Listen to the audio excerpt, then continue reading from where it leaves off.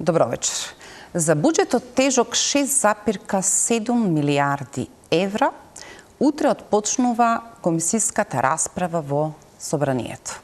Редовниот тек на работите е 10 дена издвоени за општа расправа и амандмани и потоа тој ќе влезе на пленарна седница.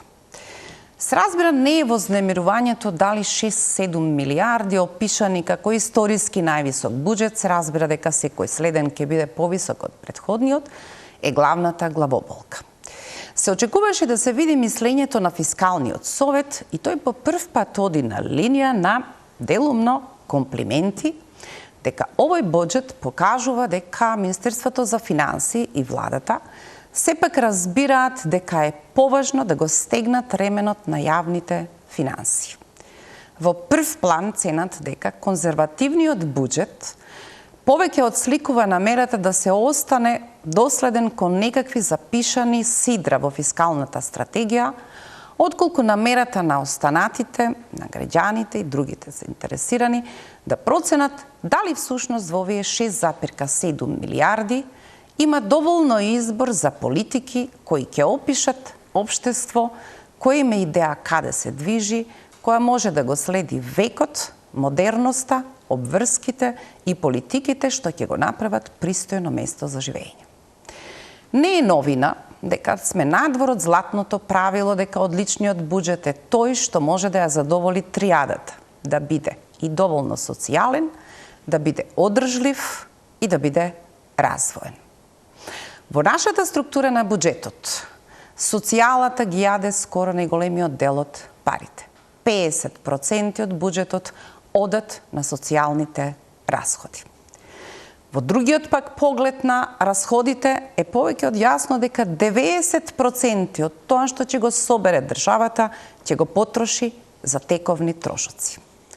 Плати, пензии, социјални трансфери, договорни услуги и други важни ставки и остануваат слободни само 10% од овој буџет, нешто помалку од 700 милиони евра, 670 милиони евра, кои ќе бидат таа мала светла надеж дека можеби нешто и ќе може да се инвестира, нешто капитално да се направи, што ќе даде импакт за развојот. Тој за следната година е проектиран на 3,8% раст на бруто домашниот производ, за кој Фискалниот совет вели дека е преоптимистично поставен, со пад на инфлацијата на 2,5% и буџетски дефицит кој полека почнува да се симнува од фантастичната повеќе од 4 на 3,5%. Што е реално во буџетот? Што се структурните проблеми? И што е невидливиот во бројки фискален ризик кој во годините кои следуваат веројатно се повеќе ке притиска? За наплата во следните 3 години доаѓаат 1,9 милиарди од главниците на претходно земените еврообврзници. Експанзијата на задолжувањето не застанува.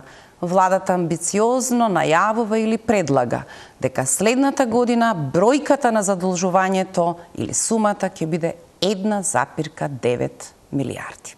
Тие подоцна ќе притискаат на каматниот долг, а Фискалниот совет проценува дека 2029 година 800 милиони евра ќе бидат потребни од буџетската каса само за да се платат каматите на задолжувањето.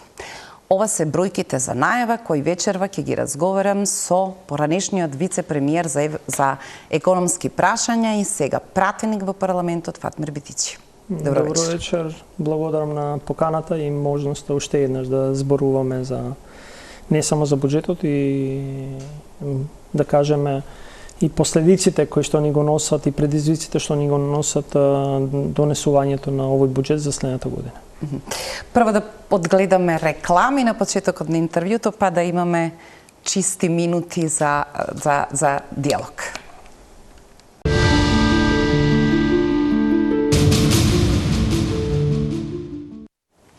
Да, господин Битичи, утре ќе почне комисиската расправа, веројатно ќе ве видиме и во општиот дел на на комисијата и предпоставам дека СДСМ ги подготвува амандманите, за тоа имавте рокот од понеделник.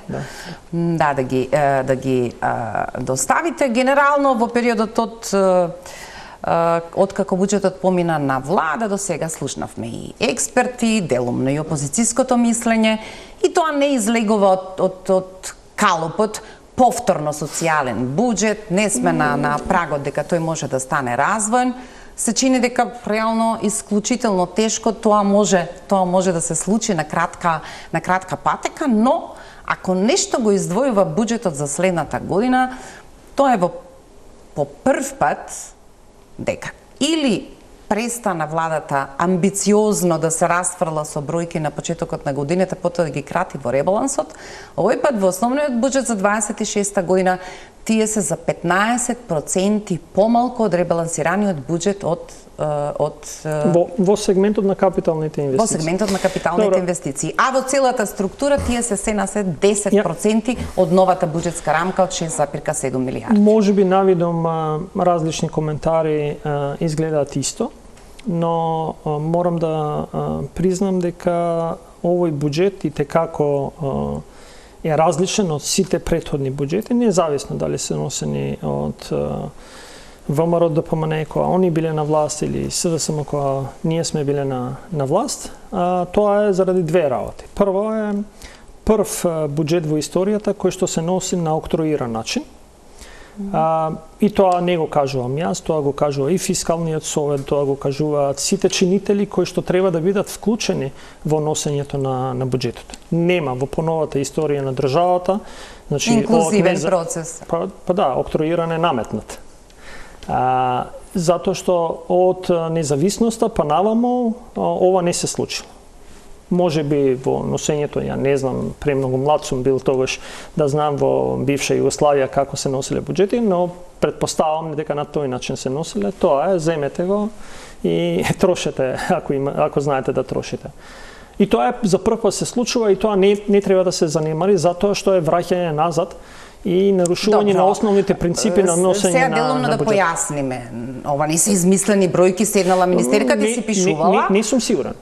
Не сум сигурен, морам да ви признам, затоа што на масата биле хартиите на буџетските корисници во однос на нивните потреби за буџетирање. Тоа што и Фискалниот совет го опишува како неинклузивен процес, вие велите по прв пат, може така ако одлучите целосно сумите кои ви ги доставиле да ги пресликате во буџетот. Да ги видим. Но доколку кратите, тогаш тоа значи дека мора да поминете низ некаков... Мојата констатација не ја заснема на тоа дека сум слушнал некаде, ја заснемам на тој документ кој што го имаме добиено во собранието. Ја ги читам буџетските категории и ако добиам одредена институција која што вика дека имало 0 барања, а добила 13,4 милијарди денари, тогаш имаме сериозен проблем како од 0 станало 13,4 милијарди.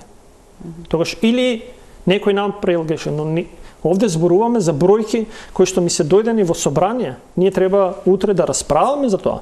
Или ако одредена институција побарала 9,5 милијарди, а добила 3 милијарди, тогаш има сериозен проблем како се согласиле на побарување од 9 милијарди да добијат буџет од 3 милијарди. Или ако се достасани обврски од кои што вие не може да бегате, еве пример, Министерство за здравство, кои што секако во 2026 треба да се платат, а не добиле 0 пари, вие не може да кажете дека се согласиле на една таква работа. И затоа велам, јас ги гледам бројките, ги гледам тоа што ми е дадено во... Сега некој може да каже, па грешка. Не може да има грешка. Тогаш имаме сериозен проблем. Како буџет со грешки е дојден во собраниска процедура. Ама ајде ве молам, минатата година изгласавте буџет со грешка? Не изгласавме буџет. Беше изгласан. Иначе ние зборував. Ама знаете дека имаше грешка? Па да, имаше грешки. Законот за буџети после го попреправа, тоа немаше програми кои што ги имаше во буџет, во законот за буџети, за да се спроведе ги немаше програмите. На линија на ова сега што сакате да го кажувате, моето прашање, кога се трудам да се подготвувам, да бидам точна и да одберам релевантни фактори, бидејќи ќе се тера опозициона политика, дај да видам што мисли некој од актерите во Фискалниот совет, го гледам председателот буџети.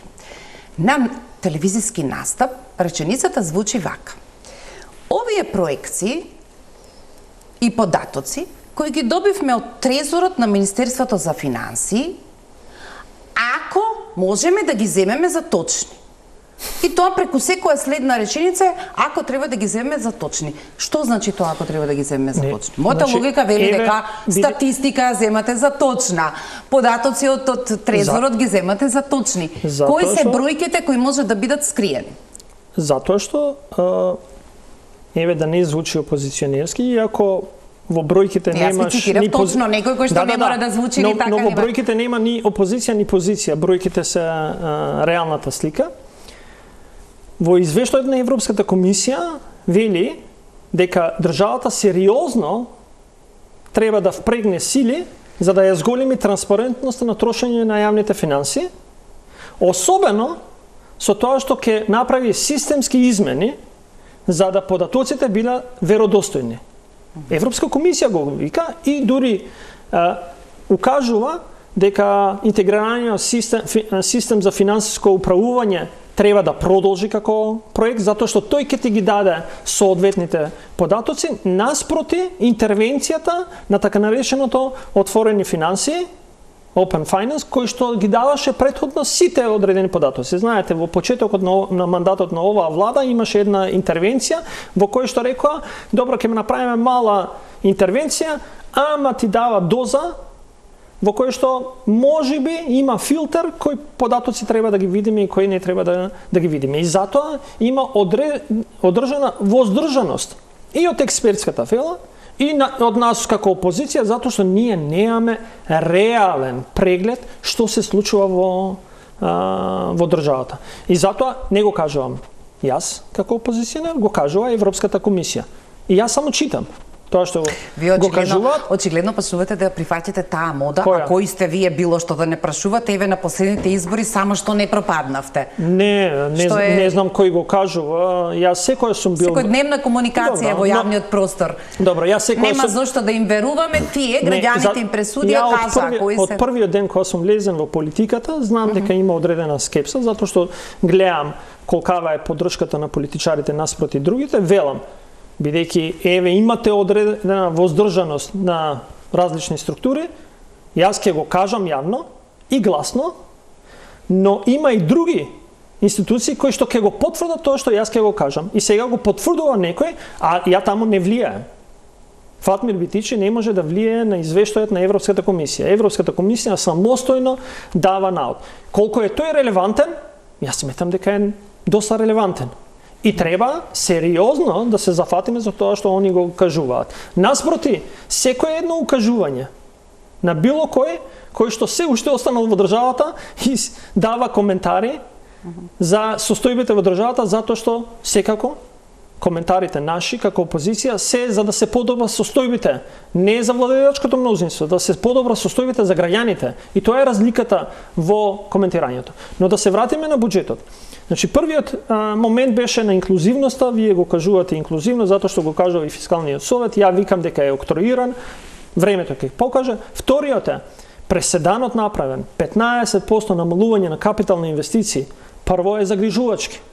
Дали е тоа одговор и потврда на немањето на институционален капацитет, затоа што во тековната година имате само 46% реализација на капиталните инвестиции и знаете дека тоа е максимумот на капацитетот што го имате во државата ако не направите некој исчекор. Или второ, немате доволно подготвеност за реформи за да соодветно трошите. Но прашањето овде, вистинското прашање, не е зошто се намалени капиталните инвестиции, зошто ги нема толкова зборуваните проекти за кои што владата зборуваше и нели дури ние направивме меморандум за соработка со Велика Британија во кој што ќе ни отворат финансиска рамка од 6 милиарди. А тоа се, да не заборавиме, проектите во здравство, клинички центар Штип и Скопје, кој ги има во буџетот. Но знаете ли колку е буџетската категорија, колку пари се издвоени? 3,5 милиони денари. Чекайте, со 3,5 милиони денари ќе изградите клинички центар Штип со конвиктот студентскиот дом за факултетот за Секако не. Рекол дека тоа не се тие. Но тогаш зашто зборувам? Тие се дел од рамката од 1,9 милиарди. Дали ова и коридорот 10, нели, инфраструктура, железницата која што е толку зборувана за 1,9 милиарди. Дали тогаш ова е вистина предлог буџет за 2026 или е пред буџет за 2026? Увертира во реалниот буџет кој што ќе ни стигне на сите, на маса, во април, мај или јуни, кога вистинските... Вчера на вашето столче министерот за транспорт и врски делумно може да даде одговорот дека тие работи ќе се коригираат со ребаланс. Дека тогаш ќе дојде буџетот. Тогаш доаѓаме до тоа што Фискалниот совет коментира, во кое што и јас коментирам, и сите доброчинители во ова општество кажуваме. Дали бројките за проекциите за следната година се вистините? Дали дефицитот на буџетот е вистина 3,5% или е 7%? Или е многу повисок? Дали проекциите за јавниот долг во 2026 на вистина ќе бидат под 60% или вистинскиот јавен долг ќе биде над 70%? Затоа што ако задолжувањето од 1,9 милиарди дојде веќе наредната година во април-мај, вие не може да го скриете дека тоа не е дел од јавниот долг во нашата држава. Тоа се 1,9 милиарди. Сега можеби на проценетиот бруто домашен производ е 12%. Ништо од ова што го зборувате можеби не е точно. Како не е точно? По друга смисла сакам да ве прашам. А тоа можеби доаѓа од таму што тие знаат скоро се што ќе прават, меѓутоа за нас подготвуваат половина реченица, недовршена реченица. Најчесто нивните искази, премиер, министер за финансии, министер за транспорт и врски, се толку многу контрадикторни едно со друго да ние на крајот не можеме да сватиме. Ги повлекуваме ли сите пари? Кога почнуваме да плаќаме камати? Кога плаќаме главница? Дали е за се грејс период од 5 години што нема да има рефлексија? Дали ги повлекуваме сите пари? Сите тие прашања и одговори на тие прашања се сосема пристојна обврска на една влада која влегува во својот клучен проект да ги има на маса за да останатите кои сакаат да коментираат не изгледаат наивни, неупатени и тие би рекле веројатно недобронамерни. Значи, ние ништо од ова не знаеме од операцијата. Апсолутно да. Значи и тоа е поврзано со искрената намера за да се информираат граѓаните за се што следи. Вие можете да купувате време, но еден ден вистината секако ќе излезе на површина. Вие можете денеска да донесевте буџет во собрание и тој ќе биде изгласан, независно дали 18 пратеници од позицијата ќе зборуваат или нема да зборуваат, ќе го донесете затоа што имате број во собрание. Ќе ги поминете. Но прашањето е, ќе го донесевте буџетот со 0 буџетски дефицит ако сакавте. И ако сакаше владата. Но прашањето е дали во 2027 има што да криете више. Еве во 2026 нема да го пријавите целиот кредит земен за коридорот 10 од 1,9 милиарди, затоа што додека почнат работи, па кажувате имате нов модел на функционирање, нели слушнавме дека се плаќаат само извршени работи, па нема да има ништо таму, па ќе авансираат самите изведувачи и така натаму. Еве во 2026 имате 0 расходи. Во 2027 колку ќе бидат расходите? 1 милиарда? Ќе дојдат ли тогаш?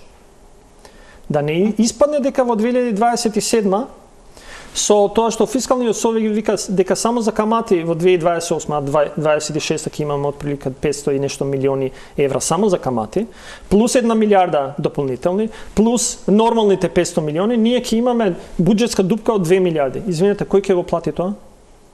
Моето дете. Нашите деца. Барем зарем нашите деца не заслужуваат одговор денеска. Која е предвидливоста и кај одиме како држава? Затоа што тоа е елементарно во водење на државата. Се спротивно на ова. Не е водење на државата како што сме гледале. Позицијата од која утре почнува расправата, претпоставам дека треба да се темели на некаква динамика на тоа како сте се покажале во првата година која била целосно ваша во проектирањето и на приходите и на расходите. Јутре министерката ќе седне во таа сала каде што побарала да се гласа буџетот, бидејќи била овластен предлагач и за основниот буџет и за ребалансираниот од 25-та. И една од важните позиции кои носе 804 милиони во оваа рамка за 25-та има извршување од 360 милиони, тоа се капиталните расходи или 46,36. Фискалниот совет на линијата добро малку е, 15% е помалку, ама нивната работа е да го следат разумното проектирање и планирање и да ги проценуваат фискалните ризици, а не да навлегуваат во квалитетот на политиките кои треба да се извршат. И од тој аспект можеби прв пат вака позитивна оценка на фискалниот совет оди на линијата на тоа дека можете да се спастрите во планирањето, таа не навлегува во прашањата за квалитетот. Сега, кога луѓето би сакале да се разумно да си постават прашања, да се прашаат каде води овој брод, нивните логични прашања се: ке има ли за пензии, ке има ли за плати, ке има ли за социјални трансфери? Прашањето на фискалните ризици не е дали ке има за тоа. Туку, како се менува структурата и како овие зафаќања стануваат се поголеми, јасно е дека ќе нема за ништо друго, а дека ќе почне да ни недостигаат пари да почнеме да се позајмуваме дури за овие фиксни трошоци на државата, бидејќи приходите се покажува за следната година растат само 3,6%. Веројатно тоа е замката на ризикот. Вие имавте една теза на почетокот на емисијата, а тоа е дека овој буџет дали е развојни или е потрошувачки. Констатацијата е дека ова е потрошувачки буџет, затоа што 90% од буџетот е наменен за тековните расходи. 10% се е за некакви капитални инвестиции.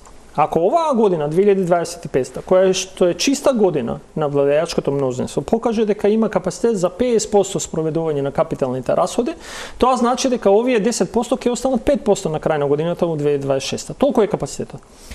И ако 90% ти отидат во тековни расходи затоа што таму не може да не ги трошиш, оти на секој први ќе дојде и ќе тропа некој ќе рече треба да се плати ова, сакал ти или не сакал. Тоа се фиксните трошоци на скапата голема држава. Апсолутно. Тогаш прашањето е за 5 години од денеска кај ќе бидеме?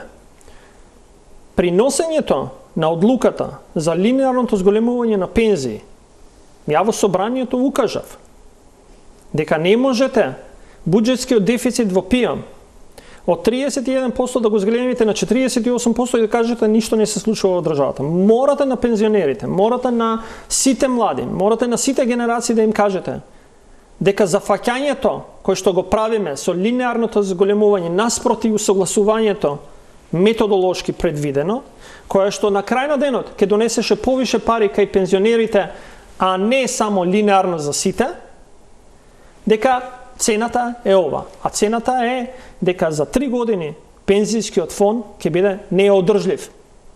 Ако вие не направите вистински реформи во јавната администрација и упорно јавната администрација ја трупате со нови партиски кадри во изминатите 18 месеци, власта треба да одговори колкав е бројот на новата администрација во овие 18 месеци.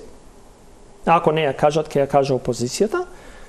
Колкава е цената за плаќање на партиските војници и каде тоа води, вие ништо не сте направиле. И затоа одговорот на се во ова е зошто ние не гледаме никаков прогрес во реформската агенда, затоа што клучот и одговорот е во реформската агенда. Реформите што треба да се превземат, треба да бидат одговор за да имаме одржлив буџет наредните години и во суштина држава која што може да се справи со последиците. И се е причинско-последично поврзано. Вие нема да сакате да донесете закони кои што се поврзани со реформа во јавниот сектор.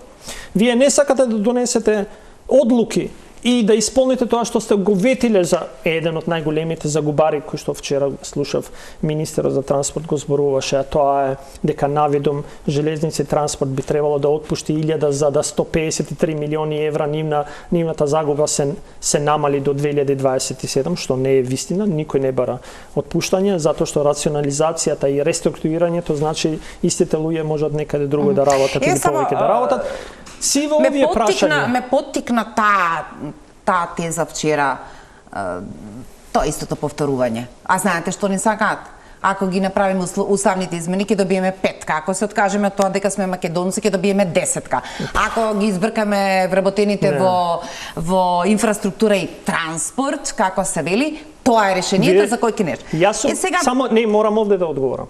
И ова е, јас сум најгордиот албанец што го сочував македонскиот идентитет, а добивме оценка 3 на подготвеност на нашата држава во патот за интеграција во Европската Унија. Сега ќе ве прашам и за економските контексти на таа позиција. Па не, затоа што нели денеска тезата беше дека треба да се откажеме од нешто. Погледнете само што вели во преписката на поднесениот план за акциски план за реконструирање на овие две предпријатија кои тежат 154 милиони евра.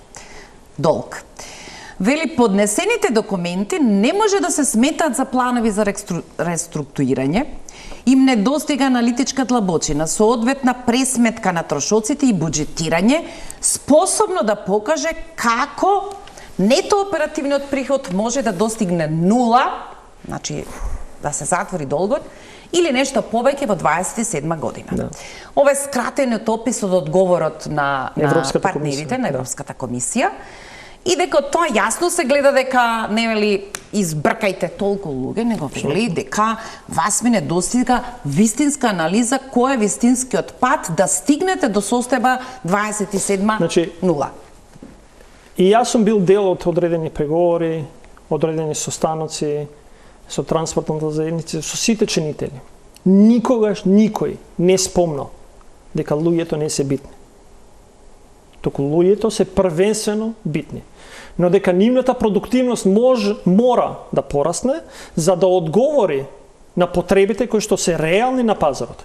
Додека ние мислиме за реструктурирање на железници инфраструктура и на железници транспорт, а пластично да покажам во железници транспорт, додека ние се мислиме дали 5 пати на ден треба да се обраќа еден воз, една композиција од границата со Грција до границата со Србија, а не само еднаш на ден, затоа што машиновозачите нели се премногу зафатени.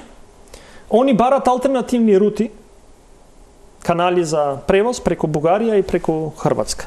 Тоа е одговорот што ние. Они само тоа го бараат. Дали ние сме спремни во овој момент со тие луѓе, со тие 1000 луѓе да работат соодветно за да одговорат на потребите кои што коридорот 10 и денеска ги нуди.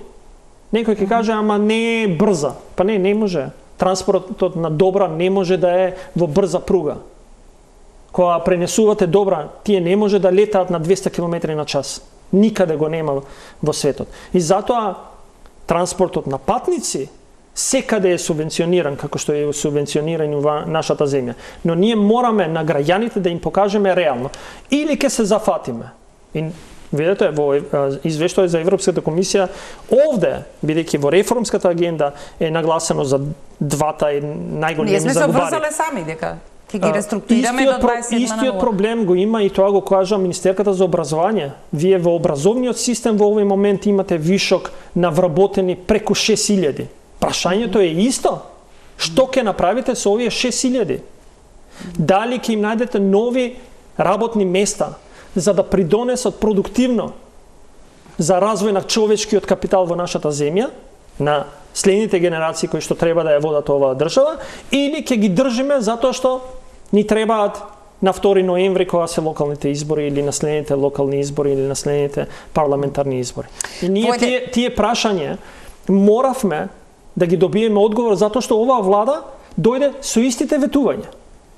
Ние како Социјалдемократски сојуз на Македонија, кој излеговме на парламентарни избори, имавме предлог и решенија за се. и за справувањето на последиците од кризите кои што доаѓаат и кои што се навидум, нас ни тропа можна војна во Европа, го имаше одговорот, и справувањето во образование, и за инвестирање во човечкиот капитал, и за справување со предизвиците за потребата на поголеми инвестиции во во јавната инфраструктура, граѓаните избраа друга опција. Другата опција мора да даде одговор на граѓаните каде и како ќе се справиме, за да не остават држава во која што никој од следните генерации нема да знае како да се справи со тоа што им е оставено. Тоа е прашањето со овој буџет, затоа што Пандорината кутија се отвора со овој буџет за 2026. Сите овие прашања што јас ги поставувам, ќе бидат прашања што ќе бидат поставени на собраниската комисија и на пленарните седници. Јас знам дека они ќе не надгласаат и ќе не надвикаат. Но тоа се легитимните прашања кои што треба да им се одговорат на граѓаните. Тоа се прашања кои што доаѓаат од нашите деца, а ние како нивни представници во законодавниот дом мораме да ги поставиме како прашање. Го споменавте пред малку во еден контекст резултатот кој што е основа, тоа е така наречената подготвеност на Македонија за процесот на преговори. Тој секако има подобра оценка отколку што има годишниот извештај кој е нешто малку повеќе од седи долу единица. И тој послужи премиерот да соопшти дека помалку е луд, може би има тука политички наративи во извештајчето, како што вели соопштението на ВМРО-ДПМНЕ, и дека ние воопшто не сме во низата на начин на кој што ја представуваше комесарката Кос, односно дека се уште сме подобри и од Албанија, и од Србија, и дека ние сме после Црна Гора втората земја по подготвеност. Сега тоа е можеби најголемиот комплимент на претходните влади, бидејќи подготвеноста на земјата е оценка за изминатиот пат на реформите, а оваа година која што се мереше доби прилично лоша оценка. Добро. Дали во економска смисла, господине Битичи, ние на пример сме свесни дека тоа што Албанија почна да преговара со послаба подготвеност од нас, и ние имаме 3, нешто оценка во однос 3,1 во однос на подготвеноста, тоа значи цена што ја платиле јавните финансии, секоја политика има финансиски импликации. Платило обкружувањето, ги платила економијата. Што би се рекло? Ние добар дел од оваа приближување го одработивме за своја цена и во моментот кога требаше да ја донесеме клучната одлука, која не доближува во некакви години до почетокот на кохезивните фондови кои помагаат на земјите да стигнат до просекот на Европската Унија, ние решаваме да застанеме поради прашања, кој што сакал да ни земе, да не обезличи и останато. Ќе се обидам народски да го објаснам. Прво, благодарност до оваа власт што потврдија дека политиките водени од Социјалдемократскиот сојуз на Македонија во изминатиот период довеле да државата има добра подготвеност во патот на интеграција на Европска Унија. Тоа значи дека сме преземале доволно чекори за да државата има оценка од 3,1. Наспроти сите други земји кои што се далеку назад.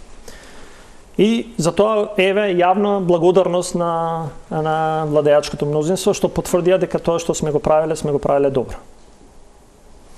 Второ, тоа што потврдија е дека за една година успеале 3% да се промакнат во подготвеност. Зашто толку е буквално оценката и разликата во оценката која што ја добиваат. Само 3%. Во година и пол толку мрднале во патот кон реформската агенда. Ова се реформи. И за граѓаните, само за да не си ова прикаже, ама го бара Европа, нас не ни треба Европа. Не, ова ни треба нас. Ова им треба на нашите деца, за да живеат подобро. Во предвидливо обкружување. Не им треба на никој што живее во Брисел, туку нас. Значи ние кога сме го правели и сме постигнале подготвеност со 3, сме го правеле за нашите деца. Не за децата што живеат во Брисел. И вториот момент... И тоа било трошок сериозен и на нашата економија и на јавните финанси. Да. И сега да кажете дека овие другите не ги бива затоа што ние сме ги надмашиле, ајде да видиме што направиле тие. Знаете колку е придвижувањето во една година на Албанија? 30%. И затоа вика дека се шампиони во преговорите. Знаете колку е придвижувањето на Црна Гора? 45%. Од претходната подготвеност до новата оценка. Така се мери. Значи, они на нашите 3% вика дека ние сме шампиони, а овие со 35% не биле шампиони. Но мене не ме интересираат другите земји. Мене ме интересира оваа земја. Што ние направивме? И овде ќе се вратам на одговор. Дајте бе да седнеме, да направиме да во ноември следната година имаме подготвеност 4. Без да ги исполниме предусловите. Еве ќе го оставиме, не ни треба Европска унија. Да ги направиме сите неопходни реформи овде што ни требаат, што произлегуваат од реформската агенда, што произлегуваат од нашите барања и нашите потреби на граѓани, па следната година кога ќе имаме подготвеност и оценка 4 да кажеме на Европска унија: извинете, ама имате земја со подготвеност 4, а се уште тропаме на врата. Тогаш вие треба да мислите. А они сериозно ќе размислат дали ќе остават земја со подготвеност 4. Но кога ќе видат земја која што во една година има ишекор од 3% во подготвеноста, ќе речат па овие сериозно не ја земаат. Да поврзам дека се што слушавме во изборната кампања, пораки од централната влада и лично од премиерот, само да завршат овие избори. Свесни сме дека треба да се посветиме на реформите, нема застанување, тргнуваме на тој пат, ги знаеме обврските, подготвени сме да ги реализираме. Кога ги гледаме во реализацијата низ бројки, најважниот пакет, веројатно и најлошата оценка е во поглавието темели, или во кластерот темели. Таму централно место има правосудството. За него е пак 0,3 од бруто домашниот производ или во милиони евра 45, во структурата тоа е, како се вели, скоро се само за плати. Во ситуација во која тие ви велат дека скоро се веќе преполовени капацитетите на институциите да можат да испорачуваат правда. Значи, ја ги гледав кој ќе се обврските во следниот... Каков е описот за реформите за следната година ако вие во буџетот велите 45 милиони тол? Кога ќе го анализирате буџетот, ќе сватите дека таму нема реални средства кои што би го поддржале патот во реформската агенда. Нема капацитет. Ние имавме 18 месеци, изгубивме 17 милиони евра затоа што нула е испорачено. Во новиот рок, кој што треба до декември да биде испорачан, а поврзано со Министерството за правда, дури и поврзано со правосудниот систем, кај што се најголемите, да кажеме, забелешки, вие добивате на 15 скоро ноември листа од 10 закони, кои што никаде ги нема, во некоја си расправа некаде. А на 31 декември треба да бидат постигнати, усвоени. И сега усвојувањето не е само да се усвои, затоа што таму во реформската агенда вика да закони, ама сакаме подобрани капацитети во правосудниот систем. А тоа значи повише пари, затоа работат повише луѓе. И низа на други интервенции кои што цената е 76 милиони евра. Неповратни, не кредити, неповратни. И вие се откажувате во овој пат од неповратните средства и викате не ни требаат овие затоа што Европа ни ги бара, овие се нели лошите, ние не сакаме кон тој пат, а таму нема услов. Условот е да седнете да се работите. Нема услов таму. Тие не се поврзани ни со уставни измени, ни со ништо. Они викаат седнете, испорачајте тоа што се рекле дека е нужно за државата да испорачате. Вие се откажувате од 17 и нешто милиони, 76 милиони, ќе се откажеме уште 50, ќе заокружиме на 200 до 300 милиони откажани пари безповратни и ќе речеме да, лекот на се во ова е да се задолжиме 500 милиони некаде затоа што треба да направиме некој патче некаде. Не, драги мои. Ај кај пријателите. Не, па не. Ако победат во април. Не е тоа решењето. Во Будипешта. Не е тоа решењето. Решењето е таму кај што нашите деца ќе плаќаат помоц. Сакам да ве прашам, слушам различни толкувања. Ако е точно тоа, дали да ги земеме за сериозно бројките што ги добиваме на маса, тоа предпоставува дека може да лежат некакви фактури, извршени обврски кои не се плаќаат и дека една од двете варијанти, не знам одберете која е можеби полошата, е дека во ставката капитални расходи можеби има поинтензивна реализација, ама бројчаникот го покажува тоа што е платено од ставките за капитални расходи. А за останатото или буџетот не е ликвиден тоа да може да го сервисира или има некаков друг проблем. Фискалниот совет упорно предупредува дека притисокот кон парите што ги знаеме е да станеме одговорни и да ги допишеме и овие други што лежат во гаранции, долговите на општините, општинските јавни предпријатија, тоа се сериозни милиони. Заедно сега тие чинат околу 200. Не повише. Пристигнати а неизмирени обврски се 700 милиони заклучно со 31.12.2024. Тие не ги сметам, ги зборувам овие дополнителните. Значи на 700 дополнителни 200. А може би сега нешто измирувале од тие што беа заклучно со 24 година. Значи, тој обрач околу на невидливата, веројатно главниот притисок кој не може на долги патеки да се сокрие. Односно, можеби во тие бројки лежат поопасните ситуации за македонските економски оператори, бидејќи неплаќањето и држењето на фактурите нив ги носи во неликвидност и тоа станува пострашно и поопасно отколку да речеме авантурата ќе ви донесеме за бизнисот ефтини пари, еве поделете кредити преку комерцијалните банки и ние ќе бидеме подготвени кон Ексим банката во Будимпешта да платиме 3,25 за тие 250 милиони. Ако си има констатација, ке ни беа одговорени, ние денеска немаше да расправаме. И ова се само заклучоци кои што ние се обидуваме да ги донесеме рационално затоа што само ги читаме бројките. Тоа се исти мои констатации на ова што вие го кажавте. И затоа што сите работи укажуваат дека некаде лежи зајакот, ама никако да го видиме. Што е вистината?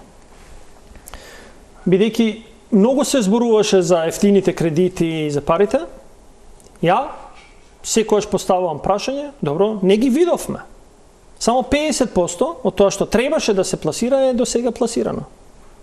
Кај се останатите 50%? Ја не ги гледам во буџетот. Нит ги гледам по банките. Од друга страна, гледам домашно задолжување од прилика 800 и нешто милиони евра. Во овој временски период од неколку месеци од владење на ова владеачко мнозинство.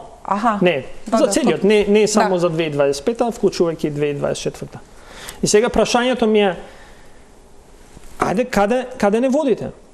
Дали унгарските пари кои што требаше да влезат во единиците на локална самоуправа преку проекти минатата година 100 милиони, оваа година 250, вкупно 350, некаде се платени. Не се платени. Затоа што вкупните капитални инвестиции оваа година се 360. Тоа значи дека ние доаѓаме во прашање и ние го имаме во економијата, економистите, сметководителите го знаат, но тоа е различно сметководство од тоа што државата го има. Државата работи на паричен тек. Такво сметководство имаме, тоа значи колку приходи, толку расходи, тоа го прикажуваме, нема билансна состојба. Во другиот момент, во нормалното стопанство би имала акруел, во кој што ти се собираат обврските и ти ги распределуваш во одредени години. Да не случајно Имаме ситуација во која што преземените обврски од 300 и нешто милиони за единиците на локална самоуправа ќе се платат наредните 3 години. Ама не е тоа тајна? Па не знам, ја во буџетот не ги гледам така. Се прикажуваат како нови. Јас сега прашањето ми е дали зборуваме за истите работи, за истите патичња што ги гледавме, што се отвара пред локални избори, ќе ги плаќаме и следната година, па пак ќе се сликаме за истите патичња. Да. И то, добро. Значи во капиталните расходи следната година нема да имаме нови патичња, туку зборуваме за истите кои што ги имаме видено. Значи овој буџет. Нема, не е нелогично. Сега да не време во овој буџет немаше 250 милиони. Имаше нешто повеќе од 90 милиони во вкупната и старата програма. Не, во 2025 имаше 250. Ги имаше во различни категории. Но прашањето е тогаш дали нереализацијата е затоа што нема пари. И логичниот заклучок е да има сериозен проблем во приходната страна. И мислам дека и вие може да го кажете во ако ги видите бројките, приходната страна на 11.11.2025 е 78%. 22% од приходната страна кој што било планирано да се реализира, треба да се реализира во помалку во некаде 45 дена. Затоа што не очекувате после 25 декември да има некои сериозни приливи во буџетот. И тогаш прашањето е што ќе правите? Ако расходната страна ви го прави притисокот, вие морате нешто да нанесете следната година.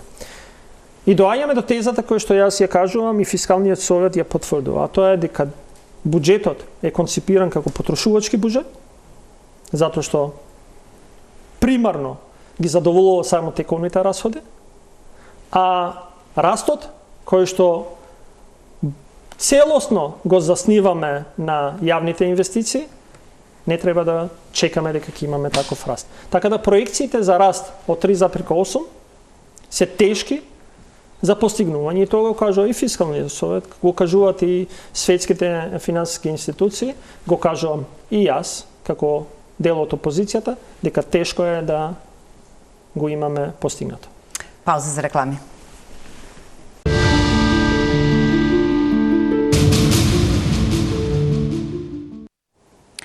Од утре дискусијата ќе биде потемелна, па ќе можат граѓаните да видат малку повеќе детали од внатрешната структура. Има некакви на прва чудни моменти како би можело Министерството за животна средина да има намалување на средствата. Очекуваме тоа да биде во пикот на интересите поради безброј политики кои треба да ги изврши, а ги сметаме за приоритетни. Има помалку за Државната комисија за спречување корупција, помалку за УЈП. Еве очекуваа дека и фактурата ќе биде важната алатка за справување со економијата. Значи во годината без е-фактура и во годината кога ќе дојде е-фактурата како инструмент, Министерството се прибира и вели дека во таа година кога опасно ќе ги фаќавме конците на сивата економија, растот на приходната страна ќе биде само 3,6. Фискалниот совет вели добро е да бидете пристојни, од минатата година проекцијата беше дека тој ќе биде повеќе од 12% од претходната година, а еве гледаме како се движи реализацијата и на приходната страна. Добро. Тоа што изненадува по прв пат, иако прекршивме во главата дека веќе не зборуваме за милиони, туку зборуваме за милиарди. 3 години милиарда и 900 главници од еврообврзниците. Тие се еврообврзниците на кризата. Ете, ако можеме да ја подноставиме, сега доаѓа за наплата тоа што ковид кризата го направи во внатрешните околности. Меѓутоа, за следната година е задолжување од 1 милиарда 950 милиони, од кои веќе брзо, поради исплатата на 700 милиони во јануари на главницата од еврообврзницата од 21 година, Министерството вели ќе одат малку пошироко и ќе побарат 950 милиони. Нејасно е тие други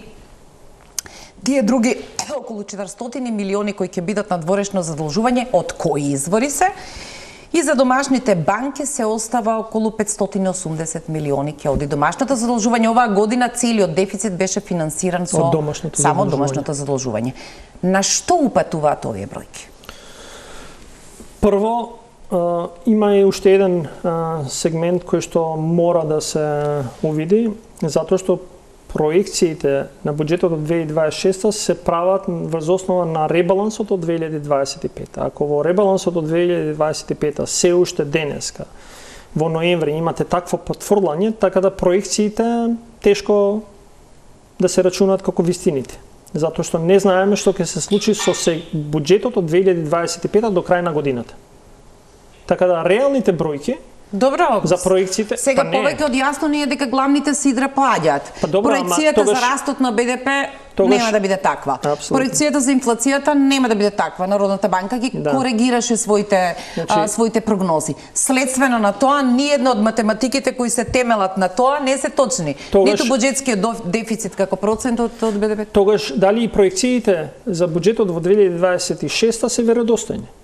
Фискалниот совет вели преобјективни се. Затоа што преоптимистички. Тоа значи ти отвара простор да очекуваш и уште по-ниски приходи. Тоа ти укажува дека има сериозни проблеми на приходната страна.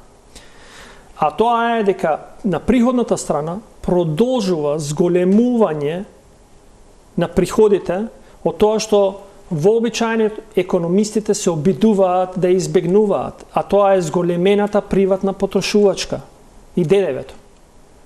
Затоа што тоа ја потикнува инфлацијата.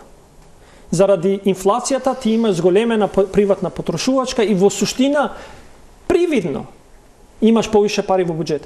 Ама во реалноста немаш повише пари на буџет. Ти може на приходната страна да добиеш пари, како што сега се случува, но на расходната страна да сервисираш само текони расходи, а при тоа да креираш дополнителен долг со невраќањето на ДДВ-то кој што им се случува на стопанството. И тоа те внесува во една спирала, а тоа е слабење на стопанството кој што треба да биде генератор на раст во оваа држава. И ние во суштина, ова што го гледаме и во буџетот за 2026 и на приходната страна, не е затоа што економијата, стопанството ќе произведува повише и ќе им оди подобро, па така ќе плаќаат поголеми даноци, секакви, дали се тоа данок на јасно дека добивка, во структурата растот се уште ќе го држиме на приватната потрошувачка доминантно. Но тоа на долги стази не е нешто што можеш да го одржиш, затоа што пак цело време ќе имаш спирала на повисока инфлација. И ако растот ти е далеку под инфлацијата, стапката на инфлација, ти во суштина правиш посиромашен народ и посиромашна држава како таква. И ние ќе дојдеме во ситуација да ќе купуваме ден за ден, да плаќаме, да видиме, да добиеме нешто, за да платиме тоа што ни стигнало дома и ќе се седеме и ќе се гледаме во очи, дај ако може утре да биде подобро. Тоа сме го гледале одредени времења во бивша Југославија како изгледаат тие состојби. И затоа сметам дека е дојдено време, независно што ние почнуваме да зборуваме за буџет утре, на ваква сериозна дебата на сите чинители. Еве нека не ги земат опозиционите чинители. Нека ги земат луѓето кои што разбираат. Има и во опозиција луѓе што разбираат да зборуваат за овие предизвици кои што ни доаѓаат. Може ли само кратко? Може би е тактика прво да помине расправата за буџетот за следната година, да се истурка таа работа побрзо. Оти дури кога одеше ребалансот, прво одеше прераспределбата, средината на оваа година. А поради сериозните потфрлања, ова е веќе на границата дали можете да го завршите со прераспределба или ќе сведочиме на една скоро ковид ситуација дека може би ќе доживееме уште еден ребаланс. Дали може би таа ситуација со корекција на бројките од 25-та, која веројатно прво мора да дојде, ама очигледно треба да дојде после новиот буџет за 26-та година, е тактика? Кратко само, бидејќи сме готови. Јас сметам дека е тактика, како што и носењето на буџетот беше тактика само да завршат и изборите. Завршија изборите, веднаш после го добивме буџетот и во кој што гледавме дека се што е ветено е во суштина помалку. Не би ме изненадило, затоа што констелациите се такви во општеството, со апсолутна власт се може да помине. Благодарам што вечера бевте мој гости. Благодарам и на вас уште една за поканата. Почитувани, ви благодарам што не следевте и останете со програмите на Телма телевизија. Моите колеги ги подготвуваат вестите за 21:30. Пријатно.